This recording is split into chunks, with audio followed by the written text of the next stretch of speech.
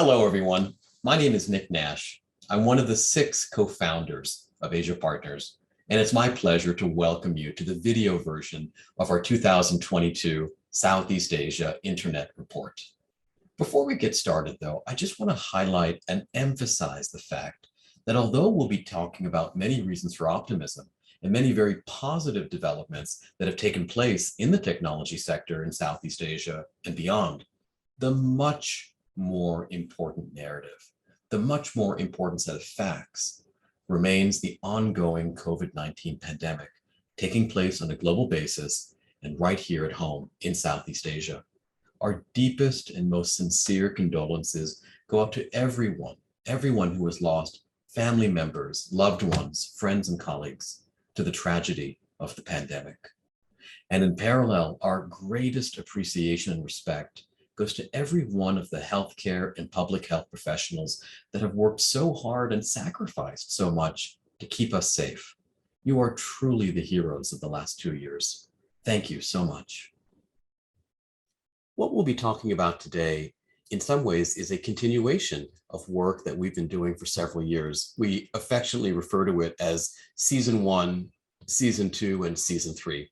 Season 1 was our set of ideas and predictions back from November 2019, which we had been developing and discussing in smaller audiences and in smaller groups over the course of 2018 and 19. In our 2019 report, Season 1, we made 8 core predictions, numerically defined predictions, which we'll be revisiting today to do very much a plan versus actual. We always believe in holding our own feet to the fire and be accountable for the predictions we make in the past and to test and measure how well they're doing now 2 years into the future. Earlier this year, we issued our 2021 report, which looked at how the pandemic was influencing Southeast Asia, but also a broader set of forward-looking observations around when companies ought to think about going public, what we called the cargo and the rails, the unique dynamics of emerging market tech ecosystems and the interplay between the historically extremely important telecommunications sector, which laid the table for the growth of the internet sector more recently. And finally, we began to highlight a few examples of industries in education and automobiles and travel and healthcare that were being influenced by and in some ways rising to the occasion to solve the problems that the pandemic had created. In this year's report, our beta version of our 2022 study, we'll be again holding ourselves accountable to those original predictions from 2019. We'll be updating our perspective on what's been a persistent Series C and D gap. And you might be surprised to know that while the gap remains on a region-wide Southeast Asia basis, it's actually reached parity with China, and specifically Indonesia. That has some interesting implications for how our region will develop. We'll also talk a little bit more about how we can contextualize Southeast Asia's technology sector development against a much broader framework of how China, Korea, North America, and other economies developed over the past several years. And finally, we'll conclude with a few parting thoughts as well as a prediction for how much market cap in tech Southeast Asia will likely generate by 2031. Let's jump in. What we'll start with is plan versus actual, actually our favorite section of the report, which is holding our own feet to the fire and examining how did those original projections from 2019 turn out. As you may recall from 2019, we had 8 core projections. The concept of Southeast Asia entering a golden age of rising affluence, which would in turn create very large technology companies. We'll revisit that. The concept of home court advantage across our region, which would confer a unique set of benefits, not regulatory or not legislative in nature, but authentically geographically local to our companies and create a degree of local insulation, as my co-founder Oliver so wonderfully says. We predicted 20 more billion-dollar tech companies from Southeast Asia by 2029. We got that sort of wrong, and then it's happened sooner than 2029. It's happened a lot sooner than we had expected. We said that at least half of those companies would pursue IPOs. That one's very much on track. In fact, there may be more than 10 that go public over the coming 10 years. We predicted that there would be at least an additional $400 billion of incremental equity value creation from existing companies and new platforms over the next 10 years, We're about halfway there, just 2 years into the 10-year forecast. We thought 70% of the winners would be regional and about 30% would be single country focused, specifically around Indonesia. That looks very much intact. If anything, there may be another way to build single country players, certainly in Vietnam and perhaps even over time in Thailand and the Philippines. We had identified about 28,000 alumni or graduates of the first generation of companies back in 2019, and about 1,200 of them had already gone on to become founders of companies, next generation companies in our region, much like the talent recycling that takes place in Silicon Valley and other ecosystems. Turns out we weren't looking hard enough. There are actually close to 9,000 next generation founders if we include a broader set of academy companies, most notably some of the more traditional technology businesses, which were the only game in town back before 2009, when C was founded, in 2012, when Grab was founded. And finally, a prediction that we've gotten right, but in some ways didn't want to get right. There remains an acute Series C and D gap in Southeast Asia, geographically targeted more on a regional basis than on an Indonesia basis. And we'll tell you a bit more about how those dynamics are playing out, both in Southeast Asia and vis-a-vis our neighbors to the north in China and to the west in India. With that, let's jump into each of the 8 and take you through a little bit of more granularity on what we got right and what we got wrong. We'll start with the golden age concept. As you can see from this chart, Southeast Asia is squarely in a band of affluence between roughly 3,500 US dollars to about 7,000 US dollars. Now, mind you, that's not per month, that's per year. These wages, these levels of affluence are in some cases an order of magnitude below what is typically common in many Western countries. But that is still very, very powerful. First of all, because it's greater than what we've been in the past, but as importantly, it is a unique band of affluence that has been correlated to the creation of what ultimately become very large companies. We'll tell you about this on the next page. When China was in its golden age band of affluence, let's call it roughly 2004 to 14, plus or minus a year, a number of companies in the technology industry went public. And those companies today account for roughly 53% of China's tech market cap. That is really interesting in our eyes. And that might just be a one-off individual country data point. It may not be indicative of something broader. But when you think about Korea today, well, the tech companies that went public in Korea's golden age, again, 1975 to 86 plus or minus a year, are 52% of today's current tech market cap. That starts to tell us that there's a pattern here. We even looked at Japan, and although Japan has left its golden age since 1960, it's almost 60 plus years past that point. Nonetheless, the echo of that golden age in Japan's case remains about a third of their tech market cap today, which is really remarkable, which is why we're really focused on figuring out what drives these dynamics. The more we look at it, it's the combination of several factors, the most important of which is ultimately disposable income, discretionary disposable income. It's in this period of time that affluence is, of course, rising. That's by definition. But to a certain extent, wants haven't yet become needs.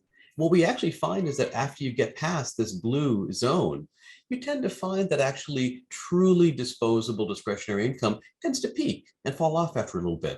This is the time when affluence is rising at such an interesting level in terms of percentage terms that it permits the creation of entirely new, very innovative technology companies. Now, technology today includes mobile and VR and a whole bunch of other interesting next generation areas. Technology in China's case, of course, was Web 1.0, the large horizontal web platforms that, of course, embraced mobile over time. Technology in Korea's case was more VCRs and consumer electronics. But the point remains, every part of Asia experiences its own golden age at some point in time. And it's the alumni, the children of the golden age, that go on to do great things. And we feel so fortunate that in our case, Southeast Asia will remain in the golden age for many years to come. In fact, it won't be probably until give or take 2030 or so that we'll have emerged from the golden age as a region. And by the way, just around that time is when India will be entering the golden age and create a tremendous amount of shareholder value and new companies at that moment in time. So that's prediction number one. So far, so good. That one seems to be relatively intact. Recent blips and bumps in terms of affluence of COVID notwithstanding, but the overall thesis is intact. The second prediction we made was around home court advantage. Any sports fan knows exactly what we're talking about. When your team is playing in its home stadium, there's just something magical about the way that they play. This manifests in business as well. And we've always thought of all the world's technology companies as living on one of three essential branches of a bonsai tree. Branch number one is what we know and love. These are the world's largest internet companies. They have network effects or two-sided marketplace platform dynamics, and those effects are global.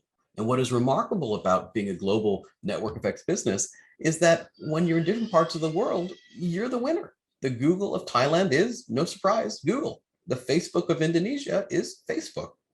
And that's mirrored by its doppelganger in some ways, which are what we sort of call the unique local winners. These tend by and large to take place in China and Russia, because of the unique political systems over there and the legislative restrictions that certain global companies face. Baidu, in many ways, is a product of a very unique sort of circumstances. Yandex in Russia, vKontakte, which is in many ways the Facebook of Russia.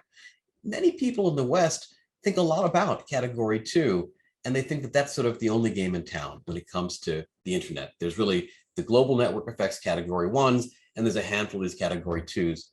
I think one of the most canonical pillar, observations, beliefs, core values that we have at Asia Partners is that there is a third way.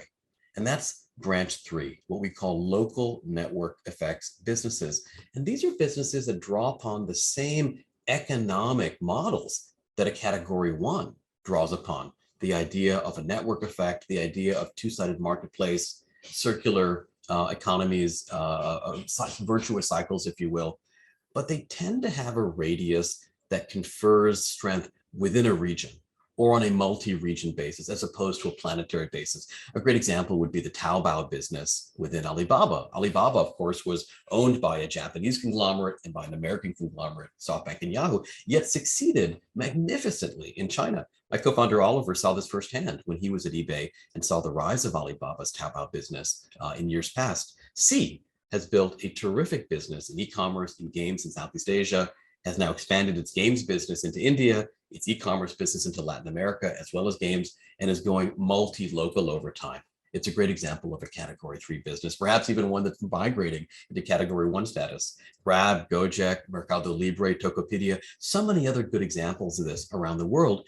And when you think about what is it that drives a local network effects business, well, we'll talk a bit more about that today. And those factors that come together to permit a business to be a Cat 3 business versus a Cat 1 business tend to coalesce or conspire to create a new one of these models roughly every 12 to 18 months. In fact, here's a little bit of a walk down memory lane. What you can see in many, many cases is that the global inspiration for this model is often from America, increasingly from China or even Japan. Southeast Asia certainly doesn't have a monopoly on the origination of these ideas. But the local winner in that category, in that model, is often a local girl or a local boy. And that's a great source of pride for Southeast Asia, but there are some very clear reasons behind that, which we'll talk about in a moment. Our own investing effort at Asia Partners, as you can see from the blue highlighted cells, is very much aligned with this thesis. In fact, each of our first 6 investments and our fund zero, if you will, which is of course our early investment in C, and then my role and Brooks' role and Oliver's role as one of our shareholders at C, in many, many ways mirrors this theme of going after category 3 bonsai businesses. Now, why do category 3s exist? And frankly, this is a topic that in some ways perplexes the Silicon Valley and Seattle crowd because they're used to winning everywhere in the world. And when they don't win, they sort of wonder, well, was it something that they did? Was it a lack of capital? Was it a lack of focus? And while it's certainly the case that many factors dictate whether it's a local winner or a global winner, we would argue that there are some very structural factors at work, channeling our inner Jared Diamonds, so to speak, in terms of the role of geography and the role of different levels of affluence. Let's start with geography. One of the things that's just completely apparent when you look at Indonesia from the air, you look at America from the air, is how different the geographies are. Indonesia has at low tide about 17,000 islands. America is a proudly terrestrial nation with highways and railroads and flight networks and pipelines that crisscross the entire continent. From a land perspective, this has very important implications. You can take two regions which are demographically somewhat similar.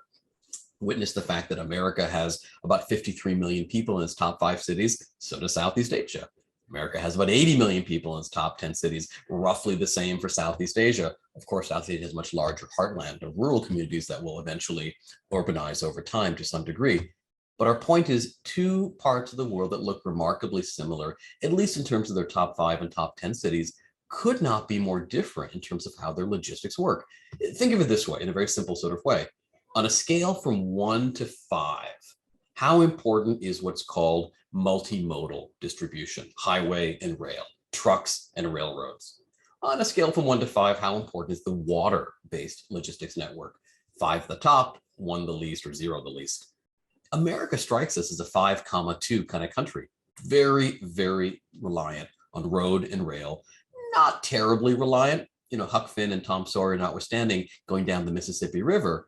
And what you see in Southeast Asia is literally the mirror inverse. Southeast Asia is a 2,5 kind of market. And you see that in all sorts of ways. For example, if you look at container ports, 8 of the world's 35 largest container ports by volume, by TEUs, are in Southeast Asia.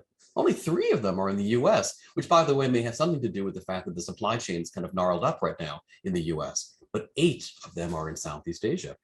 On the flip side of that, the US has 14 times as much highway as Southeast Asia does, and about 5 times as much railroad as Southeast Asia does. That tells you a lot about how logistics will be handled differently in these parts of the world. And it requires not just a different mindset, but different IT systems, different partner and ecosystem vendor networks, different approaches to warehousing and logistics, and even different approaches to how you engage with the customer on the ground.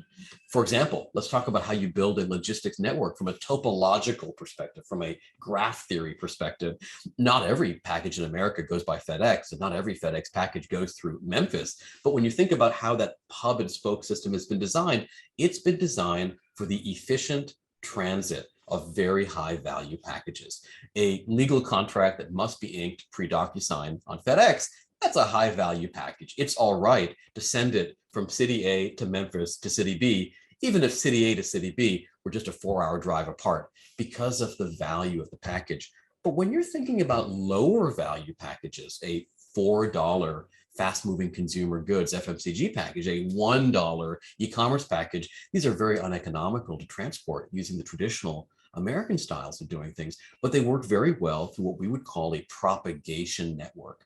And propagation networks aren't rocket science. In fact, they're the opposite of rocket science. They're how we used to ship things and deliver things for thousands of years. You start at a major hub in the center, let's call that Jakarta.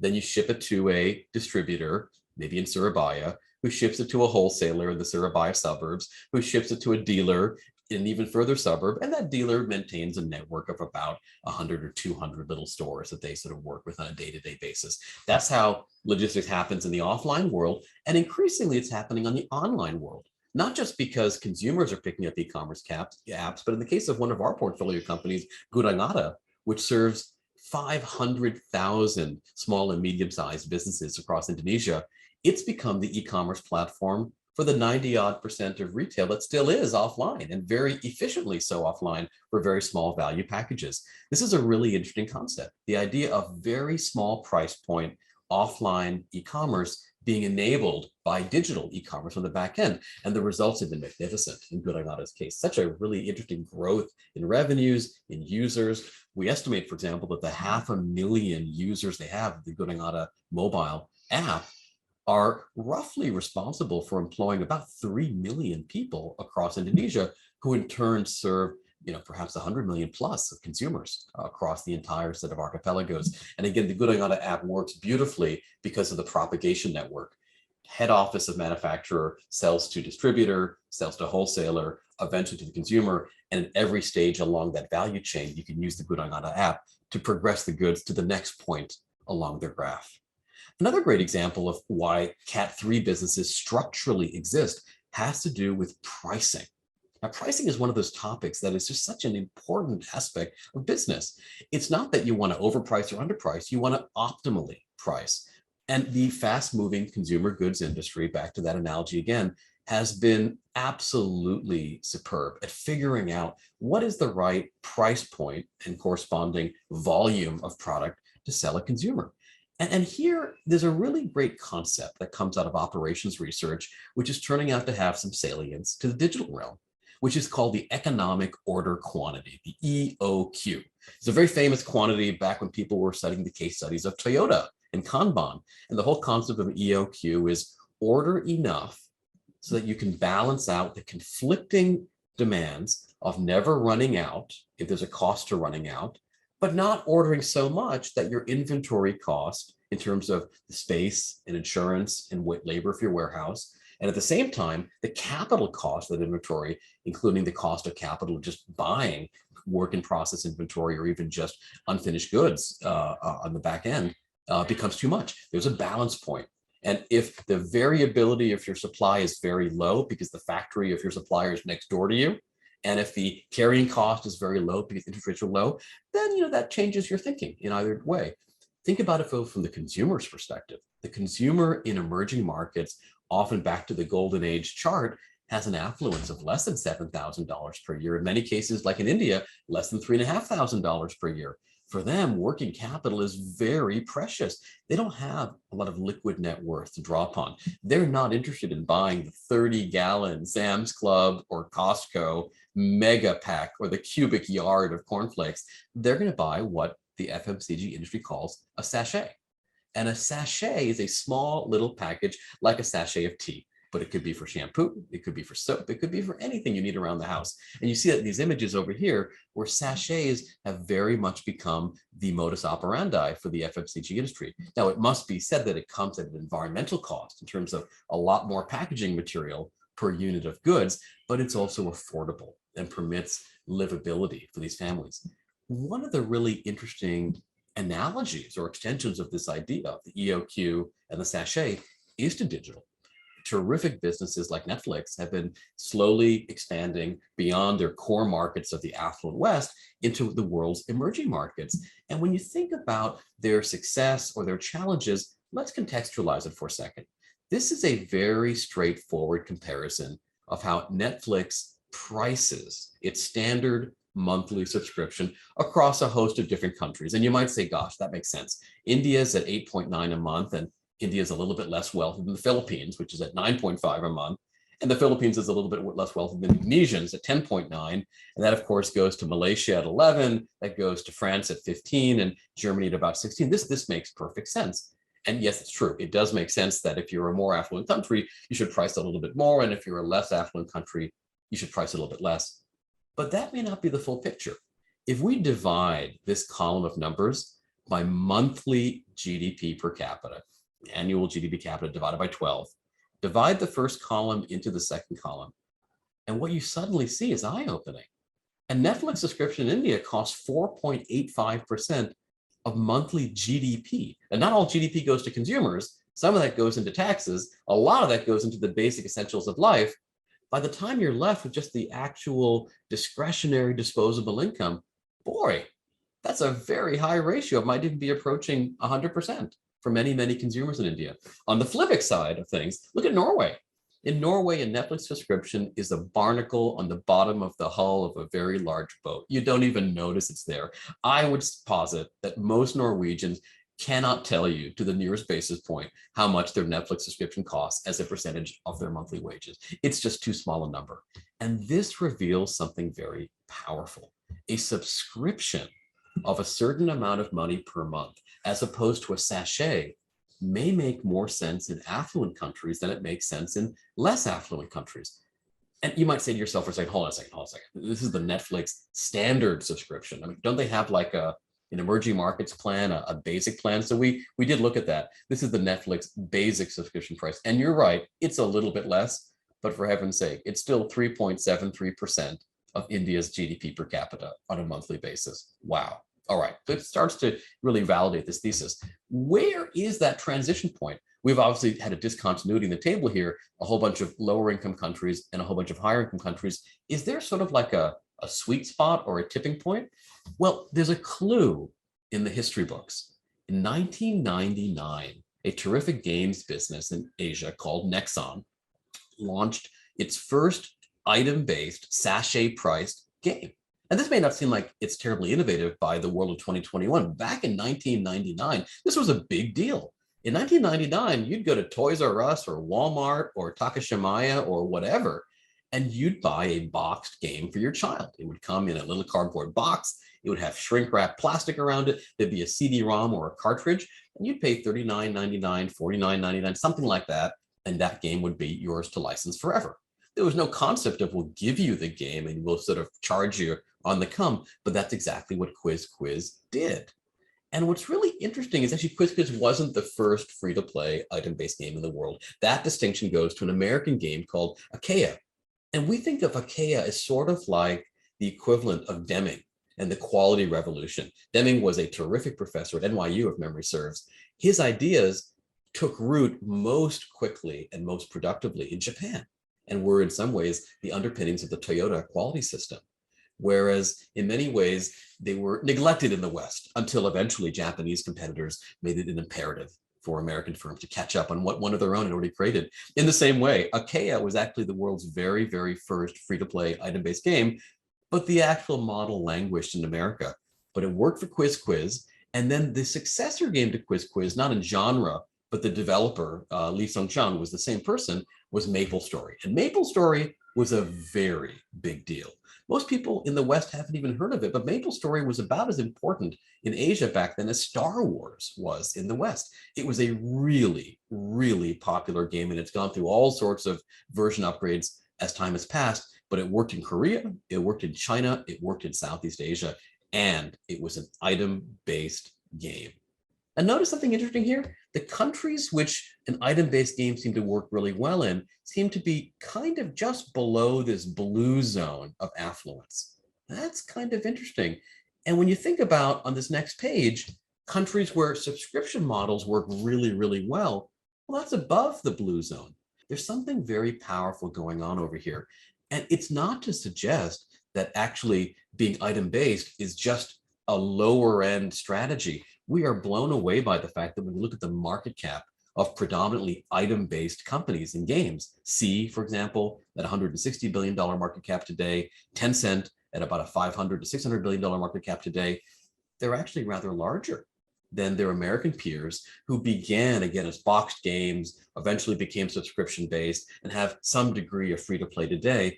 But a bit like the innovator's dilemma, once you start with a license-free upfront or subscription, it's mighty hard to change that policy. That's a bit of what I think Netflix is going through right now, where again, even though their India price is lower than their Norway price, it's still approaching 4 or 5% of GDP per capita on an annualized basis, which is a really tough sell.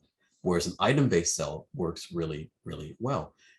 Let me just throw one other idea at the group, which is when you think about this notion of Cat3 businesses and local authenticity, one of the really interesting things that we're stumbling across is that as you go from that golden age of affluence, which is from 3,500 to 7,000, and then what we would sort of tongue-in-cheek call the platinum age of affluence, which is 7,000 to 14,000, the interplay between different parts of Asia that are in the golden age versus in the platinum age is really interesting. In fact, countries that enter the platinum age, again, not very affluent by Western standards, but very meaningful in the journey of Asia, they're considered success stories.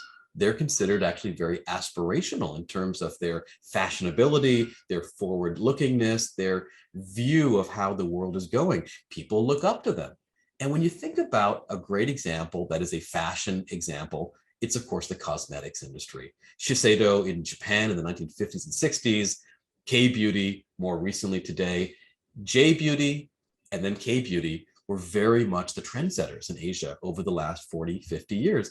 And when you think about the interplay between golden age countries and then platinum age countries, and really golden age and below, to make it more of a broader observation, something really interesting pops out of the data. Shiseido was born in Japan, was the leading cosmetics companies of its era in Japan, and it began expanding out of Japan in roughly 1958, when Japan was just emerging out of the golden age. It hadn't even quite crossed out of the blue zone yet, but was just a few years away from that. It was just really interesting in terms of how their economy was growing, in terms of how their sophistication of technology and their affluence was growing. And much of Asia looked up to Japan after 1950, 1960, and even before, from an economic perspective. And that led them to open up Taiwan, Singapore, Hong Kong, then Hawaii, then America, then Europe, and then ANZ. And you know what? The very first wave of Korean beauty was at roughly the same point, not the same year, a generation later, but the same point in terms of where Korea was in affluence, just about up to exit the blue zone, not quite over the hump yet, but just about to exit the blue zone. We think this is fascinating because what it tells you is that as countries in Asia migrate from one tier of affluence to the next, you can start to make predictions that in fact they will start exporting culture, yes, but product as well. And we would argue that the next few years will see a great rise in sea beauty because China has already exited the blue zone. In fact, there are already sea beauty brands that are doing very, very well, selling into Southeast Asia and beyond. Many of them not yet global names, but like Shiseido, mark our words, over time they will be global brands because they're finding their footing right now in the Southeast Asian context. And that isn't true just of cosmetics and product. It's also true of what you could broadly call IP-based products, music, film, games, and so on. Japanese games were all the rage many years ago. Remember Nintendo? Korean games are all the rage right now. Look at players like Electronic Arts Studio in Korea, which developed FIFA, and many, many others. The same thing happened in music. In the case of music, J-pop dates back to, roughly the 1990s. And it's not a too far stretch, plus or minus a few years, to see parallels to K-pop today. Likewise, J-film and also K-film. Anybody that's watched Squid Game recently on Netflix knows exactly what we're talking about.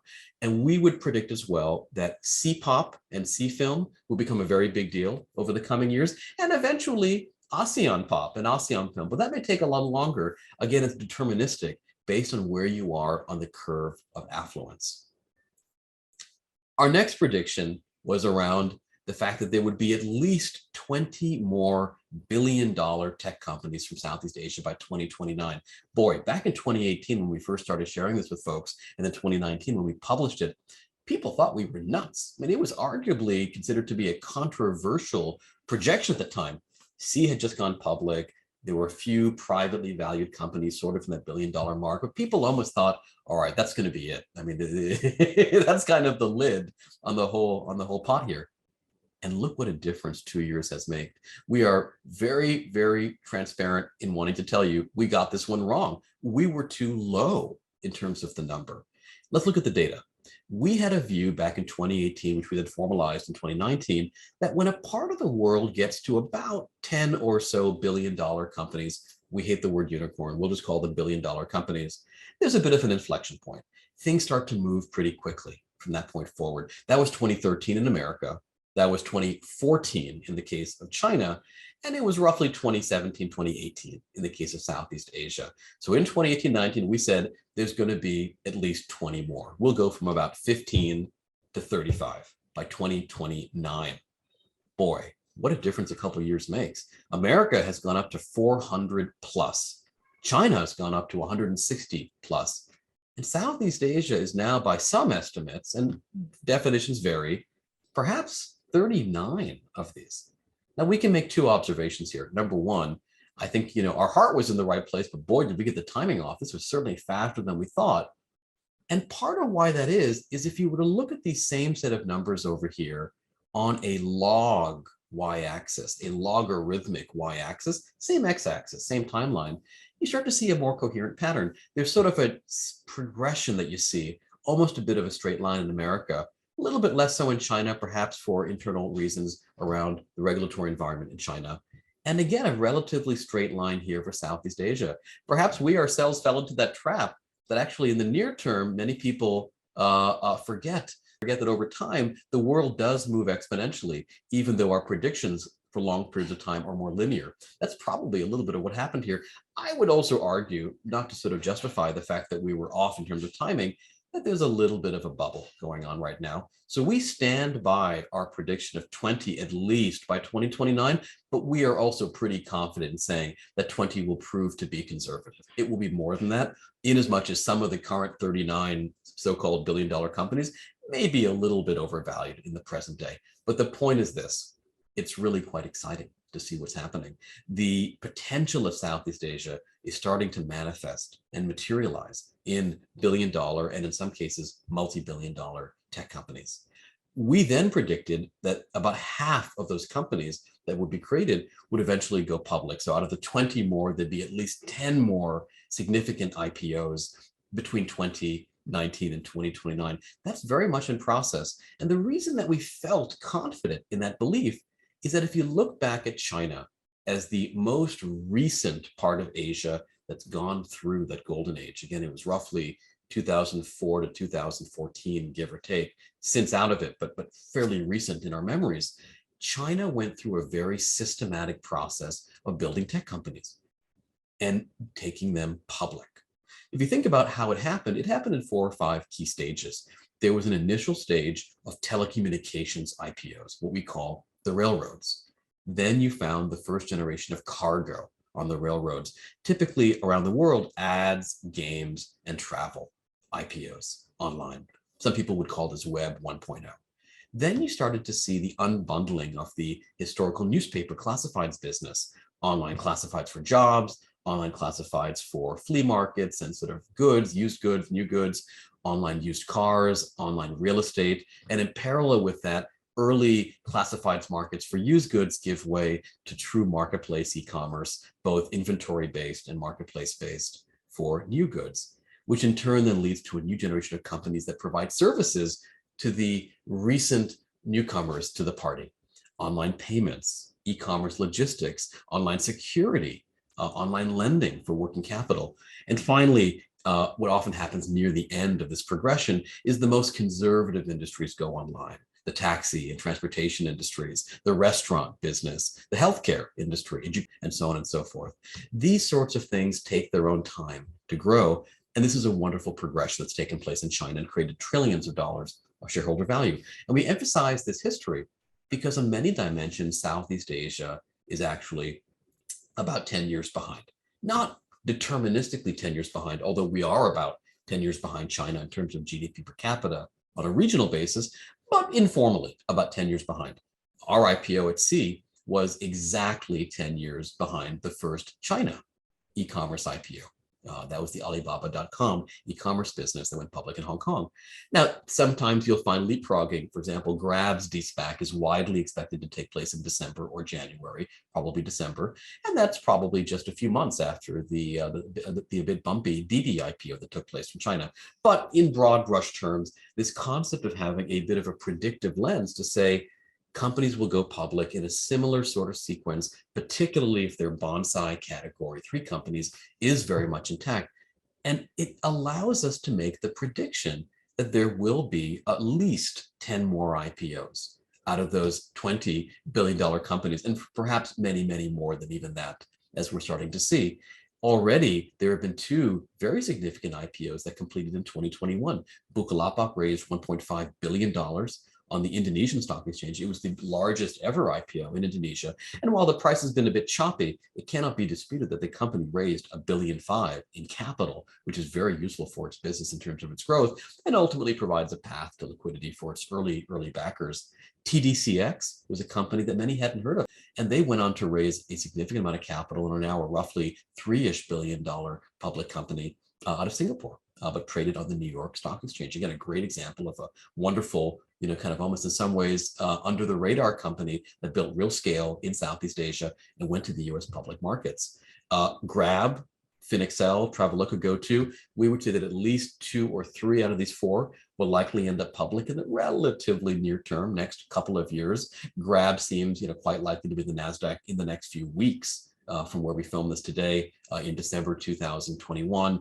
And the others are either in talks or in early preliminary discussions to give this some serious consideration over the coming months, which leads us to how we think about our investing program in Southeast Asia, which is very much filling in the rest of the gaps. In fact, when you think about where the opportunity lies over the next several years, in many ways, it's simultaneously to take the second company and the third company public in a row, shaded here in gray, which has already generated at least one public company in Southeast Asia's internet landscape, or to occupy the white space. And for our Fund 1 at Asia Partners, we've been very focused on the white space. So our 6 existing portfolio companies, hopefully, touch wood, more to come, are very much geared around areas where there had not been at the time of our investment, and in some cases still is not, a publicly traded company in that category of business models, which have already been well proven out in China, and which generally tend to be in the areas that we're looking at, category 3 bonsai businesses. One of the things that's actually very interesting to sort of maybe share with all of you is that while Southeast Asia has a little bit of a perception of being a land of infrequent IPOs, we want to maybe just share some raw data that might change your view on that topic. You're very correct in believing that there aren't that many historically US IPOs out of Southeast Asia. There was our IPO at Sea. Now, more recently, there, of course, is the de-SPAC of Grab, and the other one that just happened a few months ago. But a lot of the action is happening, quote unquote, below water level, at the local level in Southeast Asia. And we'd all agree that the US exchanges, and perhaps the British exchanges and the Hong Kong exchanges, are probably the most liquid in the world. But in terms of raising nourishing capital for companies, and over time in an orderly way, perhaps a slightly longer period of time in these smaller exchanges seeking liquidity for investors, local exchanges have an important role to play. So to maybe ground ourselves in what the reality was, what we did is we went on Bloomberg, we pulled down every single IPO on the planet that had raised at least $100 million as a cutoff since January 2015. And we looked at where the headquarters were of those companies. We're not looking at where they went public, we're looking at where they came from. And then we can assess where they went public. The biggest region in the world in terms of companies going public is, of course, the United States. It's the absolute giant gorilla in terms of the volume of capital raised by American companies. And most of these companies go public in America. But again, that's not what we're looking for here. We're looking at where they're from. Number 2, not surprisingly, is China. China's curve actually crosses the US curve in that in China, there's actually a slightly larger set of companies at the top end. Think about the Alibaba monster-sized IPO some years back.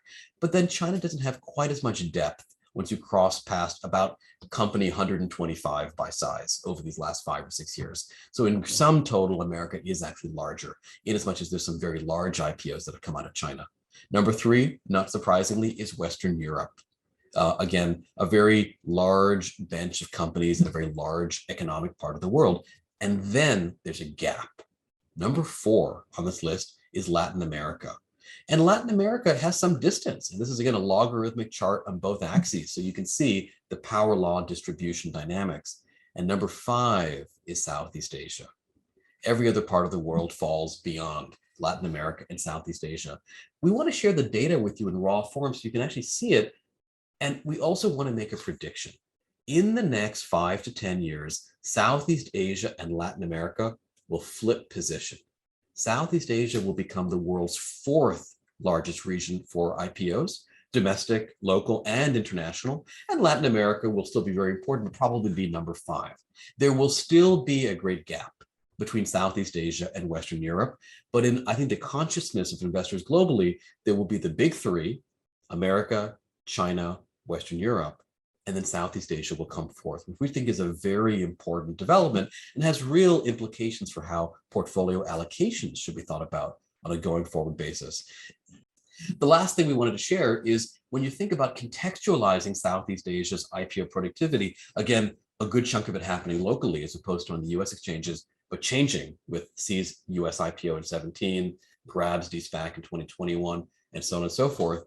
If you contextualize how big is Southeast Asia's IPO productivity, one way to think about it would be to say, what's the total amount of capital raised by different industries around the world? Every country, every exchange, but just industries, IPOs.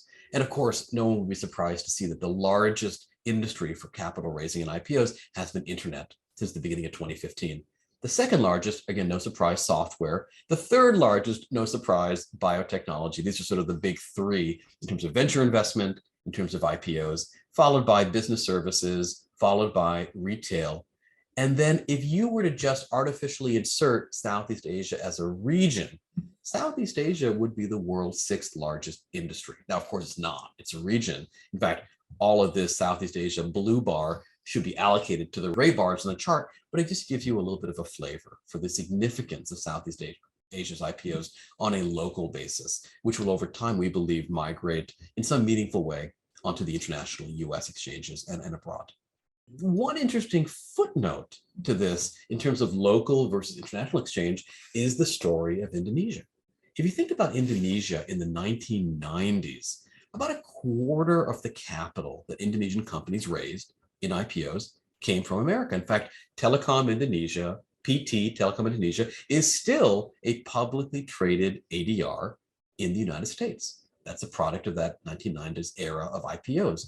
And it was actually a bit less of a ratio for Chinese companies in terms of total capital raised by Chinese companies in the 90s, America versus their Hong Kong and domestic exchanges in China. Interestingly, if you flip forward to the last 5, 6, 7 years, Indonesia hasn't raised a single dollar on the US exchanges. In fact, it's been primarily an Indonesia domestic story for listings. And in fact, China has also shifted a bit more towards raising capital on its own exchanges in Hong Kong and on the mainland. But it still has from time to time tapped into the US, again, witness the Alibaba IPO some years ago. And if we limit this analysis to just tech, one of the really interesting things is that in Indonesia's case, more than half of the tech capital that was raised, primarily in telecoms back then, was in America, and now it's been zero for the past 7 years. Witness Bukalapak going public domestically. There's a couple of reasons for that. One of which is just the shrapnel and the scar tissue from the Asian financial crisis in '97, which in some ways set the connection between Indonesia and America capital markets back a little bit. Part of it is tax. An Indonesian company that goes public on the local exchange in Indonesia lowers its capital gains tax for Indonesian selling shareholders to 0.1%. That's a very tempting reason not to go public abroad. But we would put this on the record now to say that over the next several years, the left-hand side of the page will start to reemerge. It may not be 55-45 going forward because that tax incentive is a very strong one. But for non-Indonesian selling shareholders, venture investors, conglomerates, family offices around the world, it's a very logical thing to want to sell on the US exchanges. And from a pure liquidity and then ability to raise converts in the IPO market beyond the original listing, the capital markets beyond the listing, there's a lot of very good reasons when we public abroad. So we would just say, watch this space, watch this space. The mix will tilt back towards the US, particularly now that a new generation of technology companies has arisen in Southeast Asia and in Indonesia specifically. And with that, for prediction 5, I'll hand it over to my co-founder, Brooks Apanasanti, who was a key part of C's 2017 IPO. Thanks, Nick. In our 2019 Internet report, we made a very specific prediction. New and existing tech companies in Southeast Asia would generate an incremental $425 billion of shareholder value creation by 2029. This is a topic that is very close to our hearts. 3 of our co-founders, including myself, were part of the C journey. And being part of C's 2017 IPO was one of the most exciting moments of my career.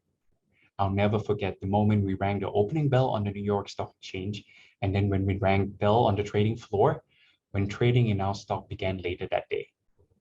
In the years since our IPO, C has put that capital to good use.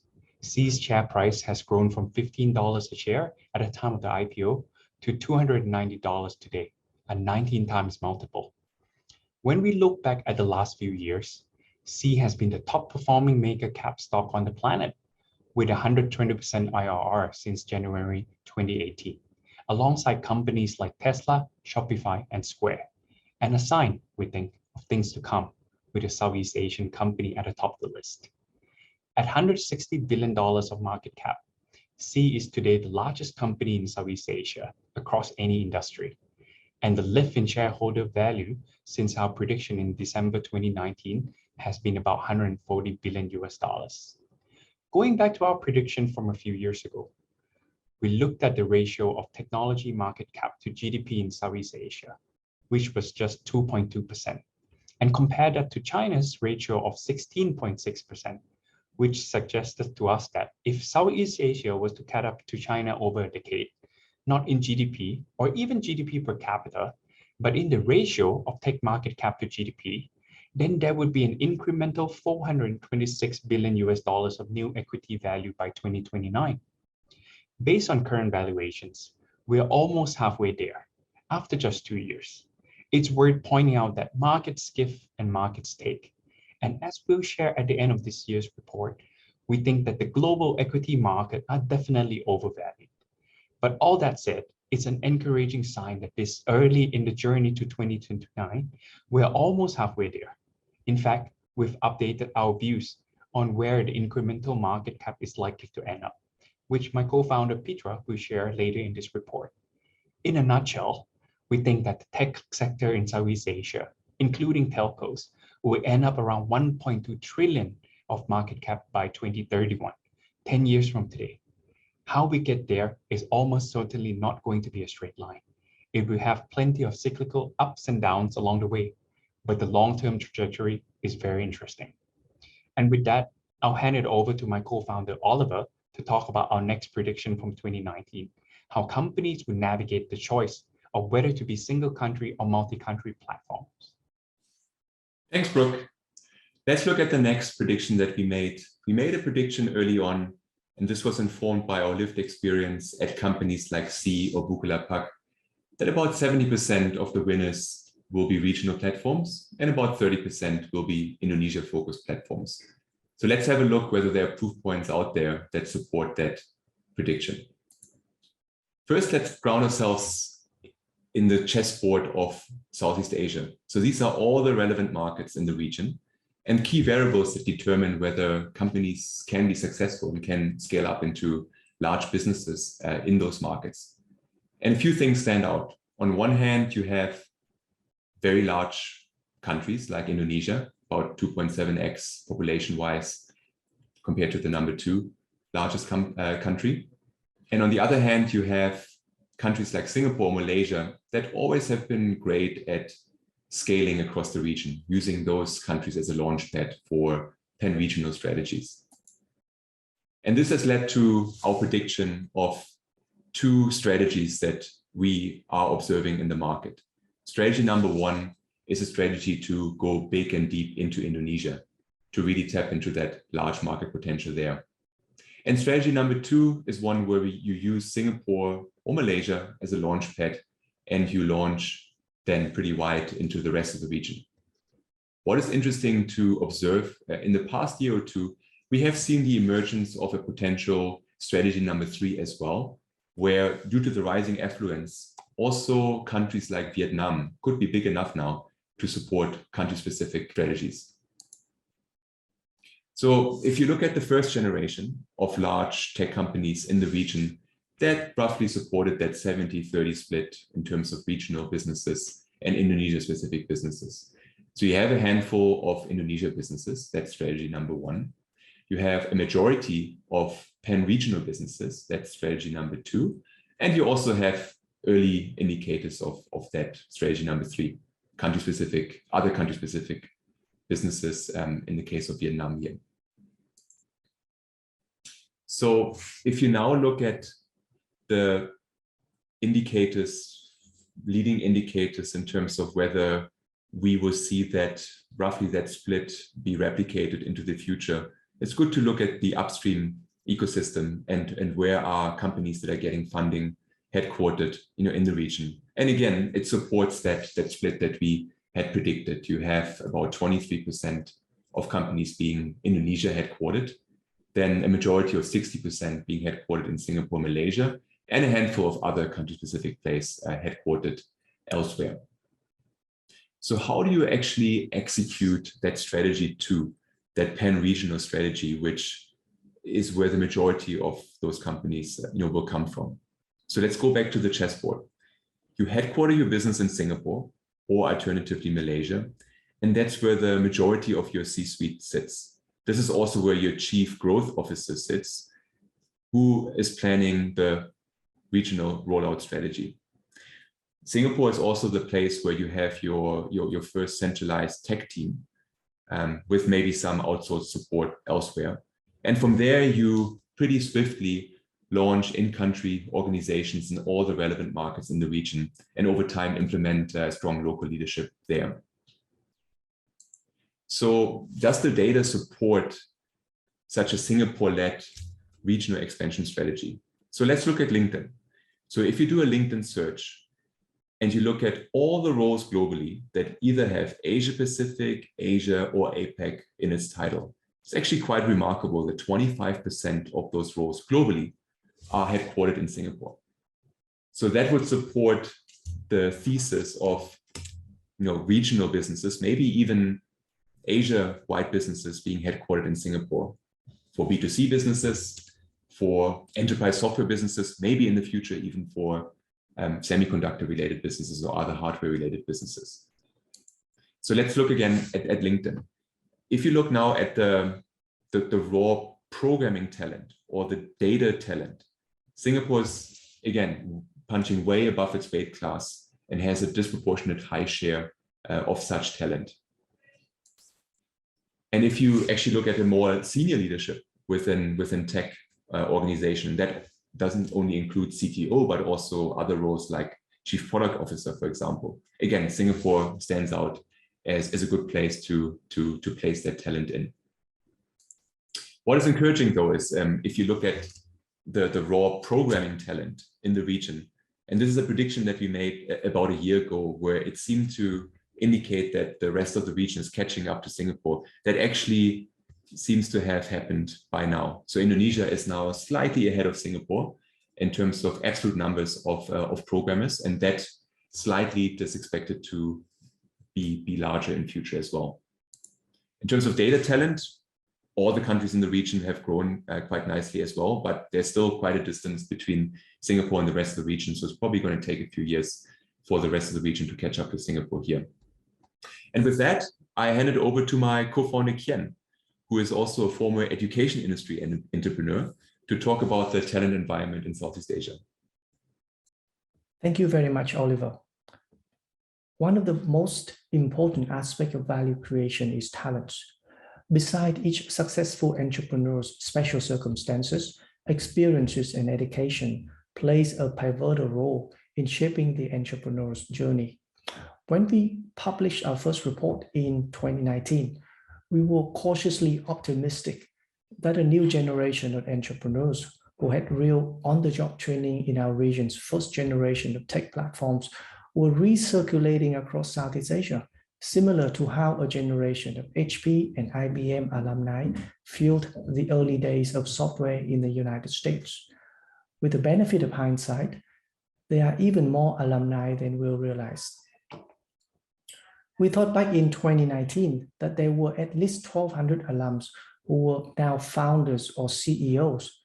If we take a broader lens and include some of the early tech employers in our region, especially the telco, the number is closer to 9,000. It's not surprising to us to see so many alumni of more established tech companies becoming entrepreneurs. C was only founded in 2009 and Grab in 2012. Before then, if you wanted to work in tech in Southeast Asia, you'd be working at IBM, Oracle, Microsoft, or a large telco like Telkom in Indonesia or Singtel in Singapore, or in software outsourcing or integrations with the likes of FPT in Vietnam. We think this chart will look fairly different in a few years' time, as even more alumni emerge from C, Grab, Gojek, Tokopedia, and others. And it will be one of the most important leading indicators of value creation in our region. After all, there is no better way to learn entrepreneurship than the school of hard knocks, and that is what this page represents. The School of Hard Knocks had a double benefit. It opens up entrepreneurial careers to a broader set of talents and makes it easier to build a regional company. Why do we feel that way? Well, if you look at the first generation of big platform founders in our region, every single one of them who were strategy 2 companies, which grew regionally, had rather unique and fairly rare backgrounds.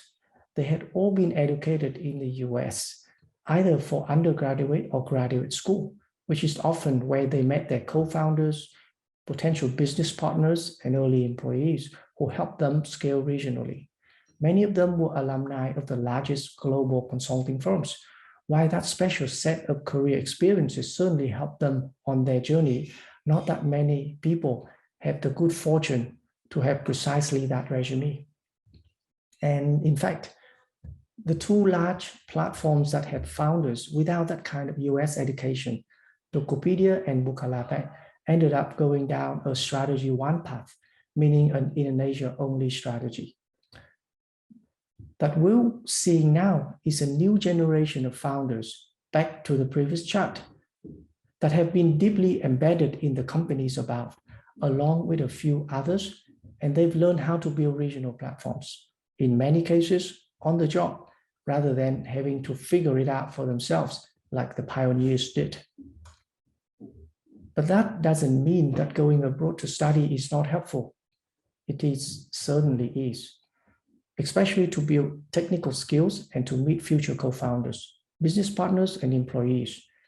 And on that count, we really wanted to highlight my home country of Vietnam in a trajectory that is very similar to China a generation ago. Vietnam has grown the number of undergraduates it sends to the US for college by 12 times over the past 20 years. Those students come home with great education and also from their on-campus friendships, a regional network that will help them a lot to build regional businesses. That's not just true at the undergraduate level, but also at the graduate school level. Vietnam has grown the number of graduate students it sends to the US by 7.5 times in the past 20 years. That's remarkable, especially contrasted with Japan, which has declined. We would say, watch this space. This cluster of talent is going to do great things over time, not right away, as they're still young, but as they say, demographics is destiny. When these many smart students come back home, and some has already done so, with strong technical skills and a broader set of perspectives and networks, interesting things tend to happen. And with that, I'll hand it back to my co-founder, Nick, for the last of our predictions from 2019. Thank you, Ken. Let's shift to our 8th and final prediction from 2019, the existence of a Series C and D gap in Southeast Asia. The reality is that there still is one, and there's many reasons for why that is, but it continues to be a source of pain for entrepreneurs in our region as they continue down the journey of building their company. Just so that we can align on terminology, because a Series A and a Series B and a Series C can mean such different things in different parts of the world. Let's just arbitrarily call a seed round to be roughly 0 to 1 million. And let's call a Series A and B in Southeast Asia roughly 1 to 20, Series C and D roughly 20 to 100, E and F 100 plus, and then usually by then companies are beginning to think about an IPO, and many companies, including C, have gone on to raise capital in the credit markets, in the convert markets or otherwise post-IPO. For today's discussion, we're going to be very precise and look at rounds between 20 and $100 million and compare that to what's happening in the 1 to 20 zone and in the 100 plus zone. And again, we'll loosely refer to this as Series C and D, but what's more important to us is actually the numerical size of the round so that we can be very precise and comparative across different parts of the world. Now, back in 2019, we calculated that there was a roughly $930 million annual gap in that $20 to $100 million zone. And we got there by comparing and contrasting the amount of capital deployed in China from 2014 to 19, sort of a 5-year longitudinal period, which was about 5.7 basis points of GDP, to what was happening in Southeast Asia, which was closer to 2.7 basis points of GDP.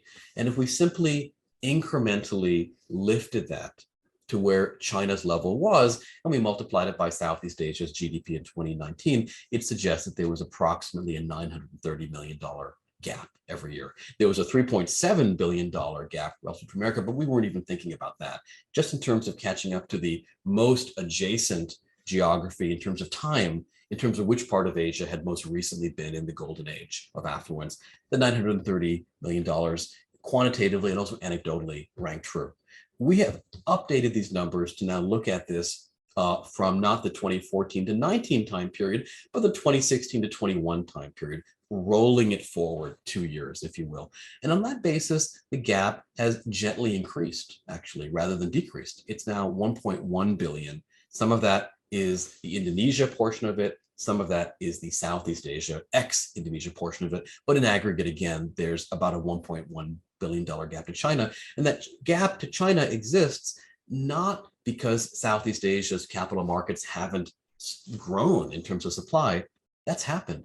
But China itself has also grown in supply as it's become a more sophisticated economy. So the gap to China persists, and that creates a tremendously interesting opportunity for investors in the Series C and D segment. At the same time, it creates a tremendous amount of hardship and frustration for entrepreneurs that are trying to raise that next round to eventually get them closer to an IPO. And what we want to do in today's conversation and in our 2022 study is to try to be a little bit more precise about what's really happening between input capital and output capital, upstream and downstream. When you put capital into an ecosystem, how does it eventually translate into long-term value creation over many, many years in the public markets? So what we'll start with are the core inputs that go into this, and we'll be revisiting some of these concepts around the Series C and Series D gap, but it's worth just reiterating for completion's sake that the inputs are really three things. It's the actual macro potential of the economy, what we call the golden age. It's the human capital of the economy that my colleagues have shared so much interesting data on. And finally, it's the financial capital that we'll dwell on a little bit more in this section, all three of which ultimately turn into the output, which is public market value creation on the back end. Let's zoom into the financial capital, specifically the $20 to $100 million gap, which is a very important topic here in Southeast Asia. If we go back to China, it's very, very helpful to contextualize where we are relative to our most adjacent neighbor, both geographically, but also again in terms of which country has most recently been in the same strata of affluence that Southeast Asia is in today. China was in the golden age from 24 to 2014. What you notice in China over the last roughly 5-6 years is that $20 to $100 million capital, what we would call growth equity for tech, oscillates sinusoidally between roughly kind of give or take 7 and 12 basis points, but it averages to about 9.66 basis points of GDP. So in any given year, China's investing about 9.66 basis points of GDP into these privately held technology companies. Some of that money is domestic, a lot of that money is from abroad, but this is the capital going into these high growth startups in China. If you think about Southeast Asia has been historically investing about 5.6 basis points of GDP over the last several years. And while China's gently drifted upwards, South Asia's gently drifted upwards as well, but there remains a roughly 4 basis point gap between China and Southeast Asia. Now, if we drill into this just a little bit more, we mentioned earlier that there's an interesting peeling apart taking place in terms of the capital dynamics between Indonesia by itself and Southeast Asia, ex-Indonesia. Let's drill into that for a second. Keep focused on this blue line, but what we're going to do in this next page is peel apart the blue line. And when you look at the light blue dotted line, that's Southeast Asia, excluding Indonesia. It's roughly, 55-60% of the region's population. And then the dark dotted blue line below is Southeast Asia, only including Indonesia, 260, 270 million odd people. And what you've seen historically is that Indonesia had a very acute growth equity capital gap vis-a-vis certainly China, but also vis-a-vis the region as a whole. What's really interesting is in the last 2 or 3 quarters, Indonesia has reached parity with China. It's something we see anecdotally, talking to entrepreneurs, looking at investment opportunities in Indonesia. It's sizzling hot right now. Whereas the rest of the region, this light blue dotted line, now has 6 basis points of delta to China and Indonesia, not just 4, which was the historical average. What we draw from this is 2 things. Number one, the regulatory and macro changes taking place in China have caused a lot of investors to look at Indonesia in a new, more positive light. We're seeing this happening in India right now, where the dollar volume of IPOs in India has never been as high in the last year as it's been in recent years. In fact, I think 2021 alone in terms of IPO volume is going to exceed the last several years combined in India. So we are seeing something of a ricochet effect down into Indonesia, into India, because of their size. But the other thing that we draw away from this is how interesting the investment opportunity is in ex-Indonesia, Southeast Asia. And our colleague Pitra, who leads our Indonesia office, has done such a great job of highlighting this interesting divergence and dichotomy between, again, Indonesia itself and the region as a whole. And from our perspective, both the blue dotted line and the darker blue dotted line are very important. Indonesian companies, back to our concept of strategy 1, strategy 2, and strategy 3, Indonesian companies are strategy 1. They'll always be an important part of our portfolio and an important part of any investor's portfolio here.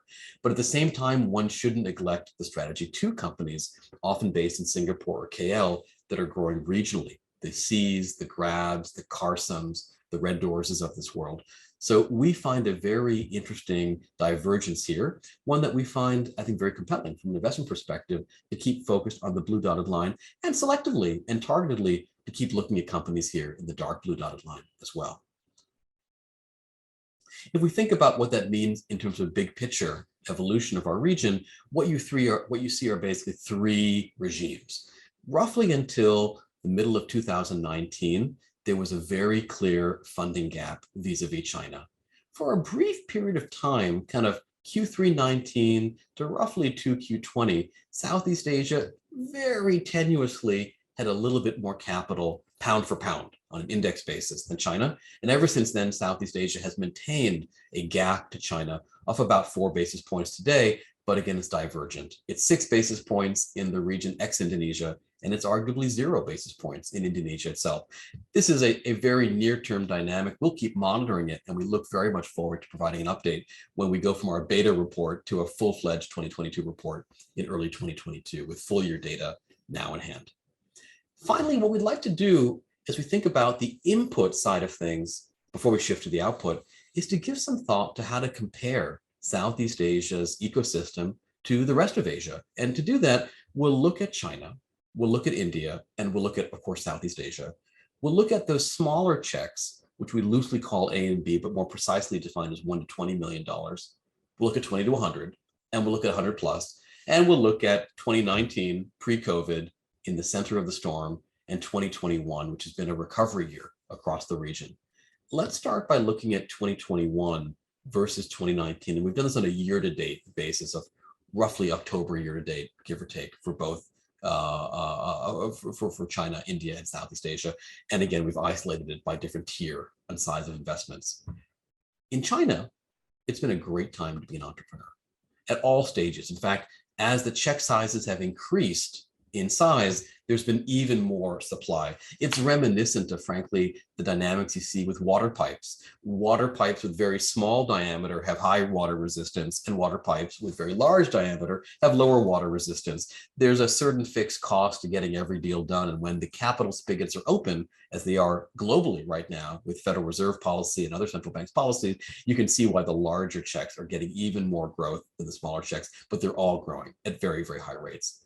India is a little different. India has the same gradient from small check to large check, but it's fair to say that growth for the smallest checks has been flat. And even growth for what we'd loosely call growth equity has been pretty low as well, given that it's a tech industry, but growth for the very largest checks directionally comparable to China. Very, very strong interest in the very largest platforms in India. And in Southeast Asia, we'll first show you the numbers as a whole, and then we'll isolate it as we have before between Indonesia and the rest of Southeast Asia. You see the same gradient taking place in Southeast Asia between small and large, but in a more muted fashion overall to China, and at the high end of our market, lower than both China and India as well.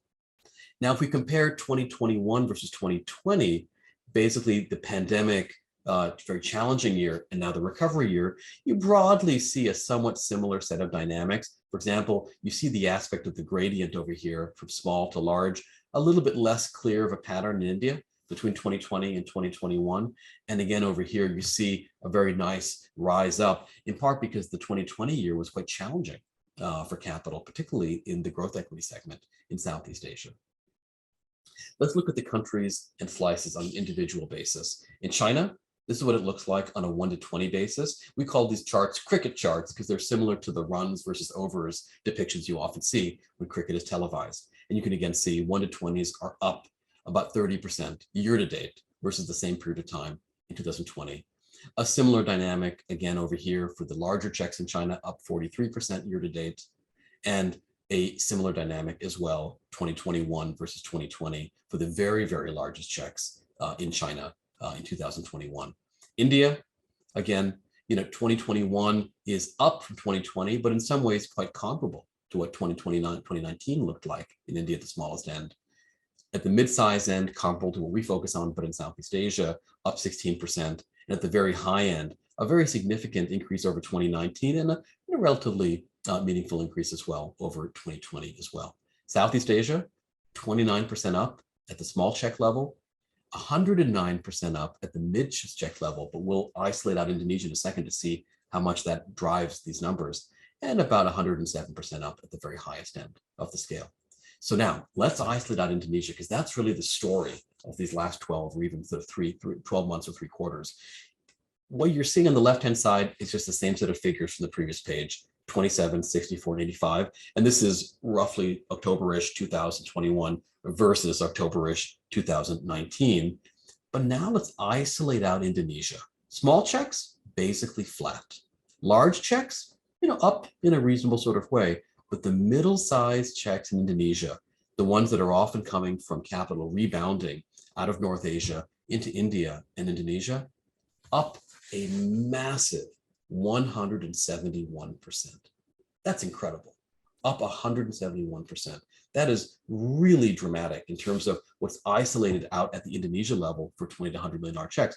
For the rest of Southeast Asia, 34% up on the low end, 100% up on the high end, people investing right before IPOs.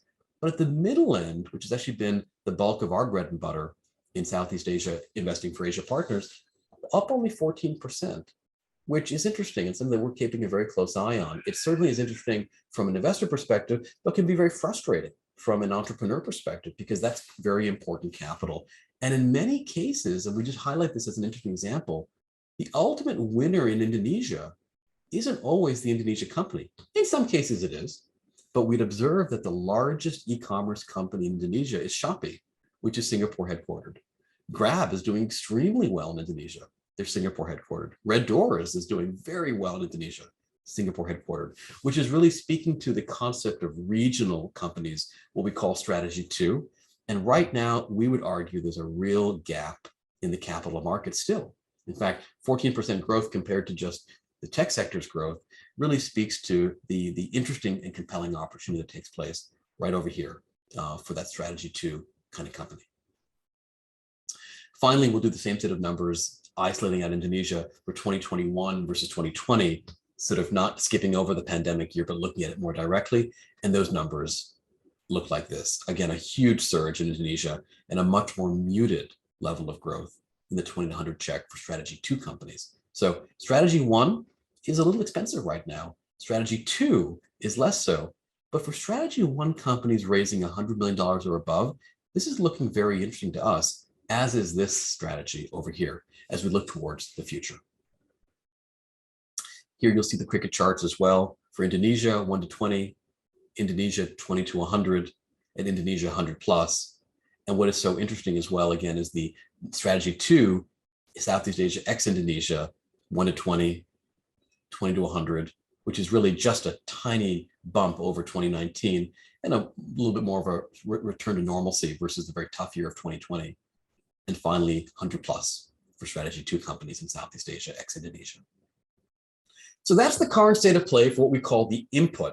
My co-founder, Peter, has done some great work looking at what all those nutrients turn into in terms of public market value creation on the back end, what we call the output. I think you'll find it very interesting. Over to you, Peter. Great. Thanks a lot, Nick. Hey, everyone.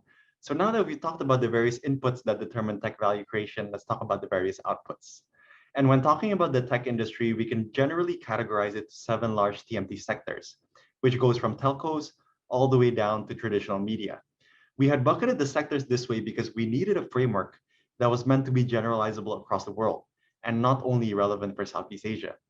As it turns out, our analysis also points out that there are three unique stages in terms of how different countries' tech market cap tends to evolve over time, much of which we found is determined by that country's current income levels.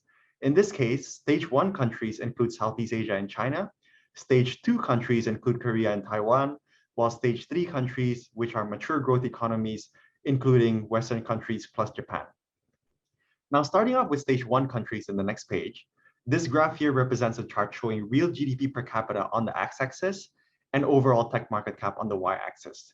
What you see here for stage 1 countries is that tech market cap tends to stay constant as a percentage of GDP until a certain threshold before it suddenly shoots up. And as it turns out, that threshold is just within that golden age of income band of between 3,500 to 7,000 US dollars. And that is, as we covered, where Southeast Asia is exactly right now, and is exactly where China was about 10 plus years ago. Now, moving on to stage 2 countries, which are moderate growth economies, we see that tech market cap for these rises a lot more proportionally to rising income levels, where tech market cap seems to rise hand in hand with affluence. Last, we move on to stage 3 economies, the most mature growth economies. In this case, using the example of Japan, US, and Canada, we see that tech market cap seems to go more vertical with rising income levels. The reason for this is despite slower income growth in these economies, tech companies continue to become increasingly relevant. Now, putting it all together in the next page, we tend to see that there is a general trend that tech market cap does increase with rising income levels, despite the different nuances across the different models that we just talked about. The only exception to this framework being Latin America on this page. So now that we've established the framework for economies, let's also apply a similar thinking to various sectors. And to do this, let's further categorize the 7 TMT sectors into 3 broader ones. The first is telco, the second is hardware, and the third, all the sectors we can broadly categorize as non-hardware. Now, starting with telco on the next page, we see a very interesting trend, one that for most countries tend to show a somewhat negative correlation or no correlation with rising income levels. As income levels rise, telco market cap as a percentage of GDP tends to stay constant or actually tends to fall over time. And this is especially true for both China and Southeast Asia. In the second slide, we dive deeper into hardware. Interestingly, for hardware, we see a stark contrast with telco. In this case, we see a clear positive correlation between hardware market cap and rising income levels. So this fact is definitely not surprising for hardware-focused economies like Korea, Taiwan, and Japan. But interestingly enough, we also see a similar trend for both China and Southeast Asia as well. Now, moving on to non-hardware, we also see a somewhat positive correlation between non-hardware market cap and income levels. Though what is so exciting about both China and Southeast Asia is that these economies are leapfrogging to Korea, Japan, and Taiwan levels, with online industries perhaps growing in parallel with offline rather than displacing offline, which does raise the tantalizing possibility that perhaps non-hardware in China and Southeast Asia could have a slightly larger percentage of GDP over time just because of their current trajectory. Now, let's dissect non-hardware a little bit further in the next page and dive deeper into internet and e-commerce, which is the sector we are most focused in today. Again, what you see in internet and e-commerce is the same exact point as we saw from non-hardware more broadly, which is this interesting observation that both China and Southeast Asia are leapfrogging other economies. Now, what does all of this analysis mean for us? So back in 2019, we made a prediction that there would be roughly $425 billion in additional market cap that we should expect from 2019 to 2029, which we at that time calculated by comparing tech market cap as a percentage of GDP for Southeast Asia relative to other economies, specifically China. In the next page, we're replicating that analysis with the latest data that we have. And to do this, we run a very simple thought experiment. What would happen if Southeast Asia were to continue on China's trajectory going forward? So now let's look at China's journey, which is the gray dots on this page. As you can see, over time, tech market cap as a percentage of GDP in China may oscillate up and down, but generally they go right and they go up. If we look at Southeast Asia, shown by the blue dots here, we see that it has pretty much followed China quite closely over the past few years. and could very much be following the same trend line. Now, we agree that it's extremely hard to make predictions, especially about the future, but hopefully this and the last few pages that we have shown have just shown enough parallelism between the two regions to show that Southeast Asia could follow a very similar trajectory. Ultimately, what this thought experiment shows is that if it were true, there could be as much as $1.2 trillion in total tech market cap in Southeast Asia by 2031, which is an incremental $770 billion. Now, taking this thought experiment a little bit further, because we have the individual trend lines for each of the large sectors, we could also try to predict where this incremental tech value could come from. Now, as it turns out, it would mean that there is little additional value that we should expect from telco, whereas a lot of additional tech value that we should expect from both hardware, but especially non-hardware over the next 10 years. Hence, from this exercise, if this thought experiment were true, we can come to the following conclusion. Number one, not only Southeast Asia could see an additional $770 billion in additional tech market cap over the next 10 years, but also that if that were the case, it will most likely come from non-hardware, followed by hardware. In a lot of ways, we would expect Southeast Asia's next decade to mirror what has taken place globally, which is a general increase in value creation in technology. What this page shows here is the 30 largest global public companies by market cap in 2011 on the left, and what that looks like today, 10 years later. It's clear from this page that not only is there a significantly higher portion of tech companies amongst the largest companies today, but also that tech companies that were included in 2011 had been excellent in capturing that additional value creation, as seen by the journey of both Microsoft and Alphabet over the 10-year period. Though notice also that the industry mix is changing quite drastically between 2011 to 2021. And we would actually expect this pattern to continue going forward in the future. Hence, we would also forecast that while tech is having a moment right now, we fully expect at least half of the companies on the right-hand side to drop off the list by 2031, which is both eye-opening and also a call to action to think deeply about what the next decade's key investment themes might be. Likewise, just as the US experienced over the past decade, we would expect the lines between tech and non-tech companies to also start to blur in Southeast Asia going forward. Of the top 20 US real estate public companies today, as you see on this page, many of them are either tech-enabled or riding on the back of a particular tech trend. We think that this is very much in the early days of playing out in Southeast Asia, with many of these themes, including data centers, cell phone towers, e-commerce warehouse REITs, likely to emerge as very large opportunity sets in our region. This is a theme we are keeping a close eye on and will continue to study more deeply going forward in the future. So thanks a lot for listening. That concludes our section on the output. With that, let me hand over the mic to my co-founder, Jill, for the next section to talk about an important topic dear to all our hearts, the tragedy of COVID-19 in Southeast Asia. Thank you. Last but definitely not least, it's important for us to look at the tragedy of COVID-19 and its impact on our region. Before that, however, we would like to express our gratitude once again to the healthcare workers for their tireless efforts throughout the crisis and express our condolences to those who lost their loved ones to the pandemic. In this graph, what you see is the cumulative COVID-19 cases on a logarithmic scale with Southeast Asian countries highlighted in blue. As a general trend, COVID cases as a percentage of the population are converging somewhere between the 1 to 10% band, with Vietnam being the least impacted and Malaysia being the most impacted in the region. Despite the slightly rising trend in COVID cases as a percentage of the population, we are glad to show that vaccination rates are steadily increasing in Southeast Asia. Singapore is leading the charge here with the highest percentage of its population vaccinated, followed by Malaysia. Vietnam is currently behind the pack, but has been quickly catching up. We're also hopeful of the fact that the population of most major cities in Southeast Asia are well vaccinated. In Jakarta, Indonesia, for example, vaccination rates are already approaching 100%. As vaccination rates continue to progress in our region, we're hopeful that COVID-19 will evolve from a pandemic to an endemic in Southeast Asia. Partially thanks to the increasing vaccination rates, mortality rates have also been falling at a steady rate, from 4.4% at its highest in April 2020 to 2.2% as of September 2021. That is not to say that 2.2% is low, as we will always aspire to reach zero, but there is to say that an improvement has been visible, and we are hopeful to have this number continually decrease going forward. We did unfortunately see a spike in the mortality rate in July-August 2021 when the Delta variant plagued the region ravenously, in Indonesia in particular, though we are hopeful to see that trend started to flatten and fall again in the month of September. An interesting way to look at the effect of the pandemic is to look at the retail and recreational footfall across the countries in Southeast Asia.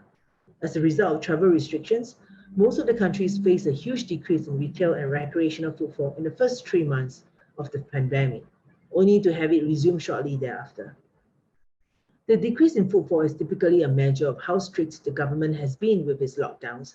From this, it's interesting to see that both Thailand and Indonesia have recovered to its pre-pandemic levels, while some countries, like Vietnam, continue to be drastically affected, even until today.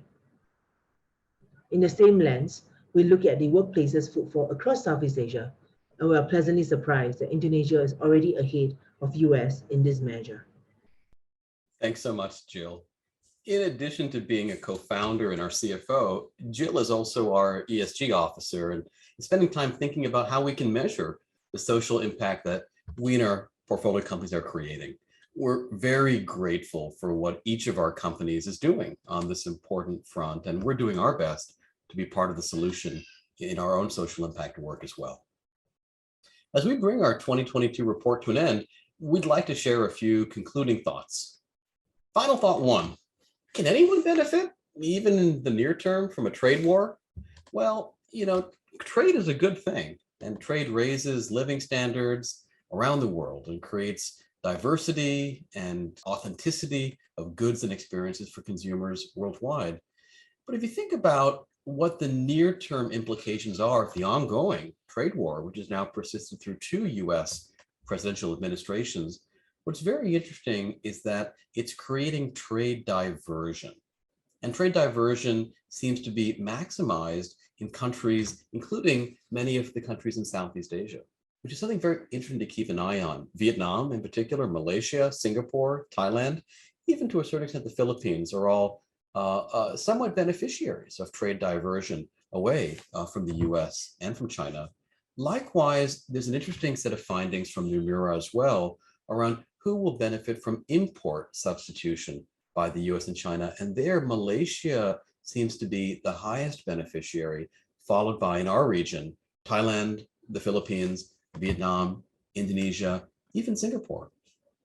And then finally, we can also look at which countries will benefit and which may actually suffer from production relocation away from China. China has the world's workshop and factory for many of the past 20 years. Vietnam is the clear beneficiary over there, followed by Malaysia, followed by Singapore, despite its wage costs, Thailand, the Philippines, and Indonesia. And we didn't just isolate out just the Southeast Asia scores over here. This is the chart that Nomura put together, which says that if there is a near-term set of winners, and there may be no long-term winners, but if there are near-term winners from a trade war, Southeast Asia has some very interesting attributes, including its cost structure and its geographic proximity to the trade lanes that may give it a bit of a lift in the near term.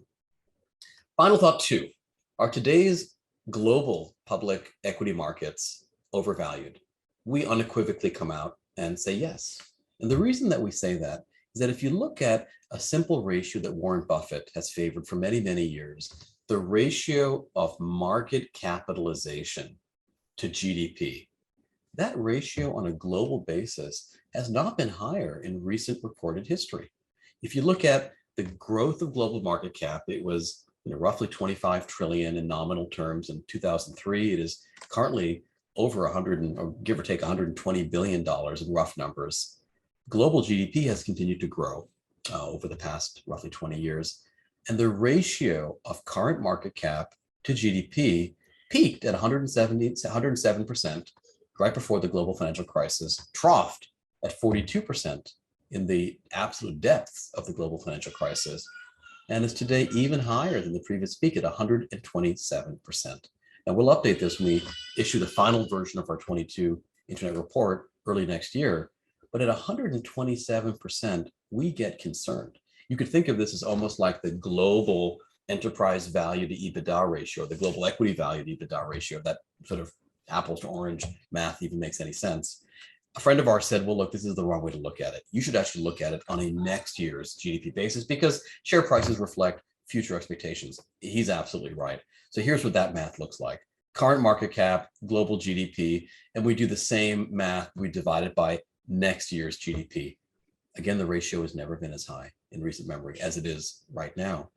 Another way to look at it is take that overall pattern of global market cap and draw a trend line in terms of how that's evolved over the last roughly 20 odd years and look for oscillation above and below trend. Now, by definition, as a trend line, it's kind of like the best fit line. So it will oscillate in roughly parallel terms above and below. But what is so striking when we do that assessment of delta above and below trend line is how symmetric it is.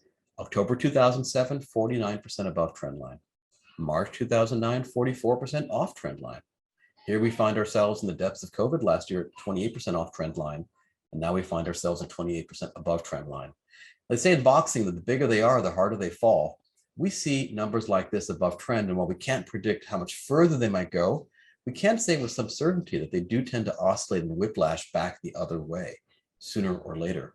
And as you think about what parts of the world could be potential defensive havens in a correction, in a arguably very significant correction based on where we are right now, it's interesting to look at the 2000 to 2002 dot-com recession. On a global basis, there were very, very few companies that actually managed to generate at least 30% IRRs and had some minimum scale of at least 500 million of market cap at the beginning of the recession. But America was first, followed by China in terms of the number of companies, followed by a number of other countries developed and developing around the world. In the global financial crisis, that roughly 3-year period, China was number one, followed by America. And then you start to see some countries from Southeast Asia like Thailand and Indonesia. We would argue that in what we might predict to be the great crash of 2022 to 24, Southeast Asia might generate some of those companies again as well, which is something very interesting to keep an eye on, as well as other developing markets around the world. No one can say with any precision what this will look like, whether it will even happen in 22 to 24, but we think that a correction is coming and we're keeping our eyes very closely on it. And as Petra mentioned in his slides earlier in today's conversation, if you look at the top companies by market cap in 2011 and the top companies globally by market cap in 2021, what a dramatic transition there was. Not that many stayed in the top 30 from 2011 to 2021. And it reminds us of the immortal words of Percy Shelley when he said, I met a traveler from an ancient land who said, 2 vast and trunkless legs of stone stand in the desert. Near them on the sand, half sunk, a shattered visage lies, whose frown and wrinkled lip and sneer of cold command tell that its sculptor well those passions read, which yet survive, stamped on those lifeless things, the hand that mocked them and the heart that fed. And on the pedestal, these words appear. My name is Ozymandias, King of Kings. Look on my works, ye mighty, in despair. Nothing beside remains. Round the decay of that colossal wreck, boundless and bare, the lone and level sands stretch far away. We're not trying to depress you by quoting Ozymandias to you, but simply to highlight that the companies that are magnificently large today, some of them will continue to be the world's 30 largest public companies in 10 years' time, but many will not. It's a persistent feature of capitalism, and it's hard to believe in any one month or year that can possibly happen.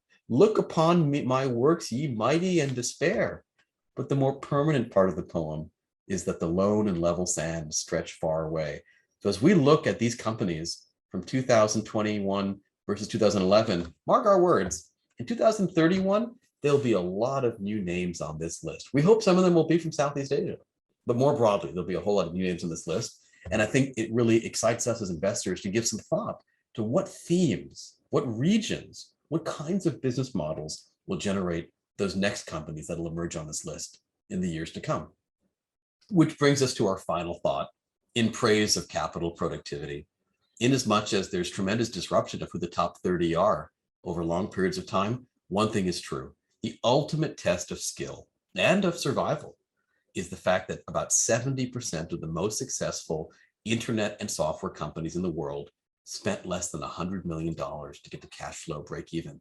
And we feel a real need to accentuate and highlight this point in a time when capital in some parts of the world is plentiful. And when entrepreneurs are perhaps less focused on capital productivity than on raising the next round. The entrepreneurs that we love backing, and you can see 6 of them in our portfolio so far, take this perspective deeply to heart. They are focused on multiplying their share price, not just on the headline, top line valuation of their company.